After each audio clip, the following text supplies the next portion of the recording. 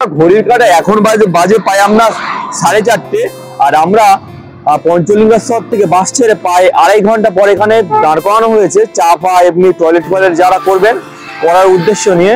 তো আমরা এখন হাইওয়ের পাশে রয়েছি, আর এখান থেকে কটক দেখাচ্ছে প্রায় আমরা 25-26 কিলোমিটার দূর। আর আমরা তো যাবো ভুবনেশ্বর সন্ধ্যেবেলা, তো ওখানে একটু দেরি হতে পারে, এখনো তো ঘন্টা 1.5-2 লাগতে পারে। যাই হোক, তো বন্ধুরা ভিডিওটা দেখতে থাকুন।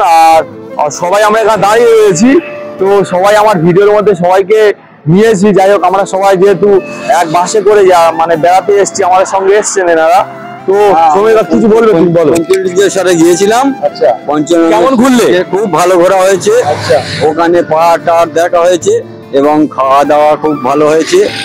আমরা সব এই বাসেতে এসে খুব আনন্দ পেয়েছি এবং মনে হচ্ছে আরো 2-4 বার আসি এইরকম জায়গা। এরপর তো আমরা তো যাবো তো ভুবনেশ্বর, সে তো সন্ধ্যা হয়ে যাবে। তার আগে প্রত্যেকটা এই যেটু তো পিছনে লুকিয়ে বলে আমি পরে বলবো, তুমি আগে বলো, তারপর আমি বলার বলো। তো যেটু থেকে জানবো কেমন লাগছে বলো। খুব ভালো লাগবে যে এখন আমরা ভুবনেশ্বরে যাবো। ভুবনেশ্বরে গিয়েছে আরো ভালো জায়গা, আরো ভালো আনন্দ পাবো। তুমি কিছু বলবে খুদিরাম কাকু? হ্যাঁ বলো।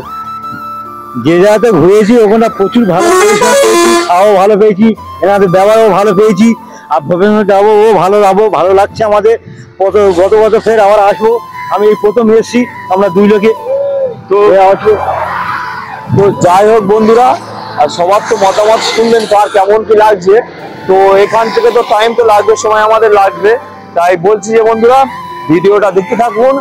আর আমরা যেহেতু বাসে করে এসেছি, আমি চাইবো যে সবাইকে একসঙ্গে নিয়ে ভিডিও করতে।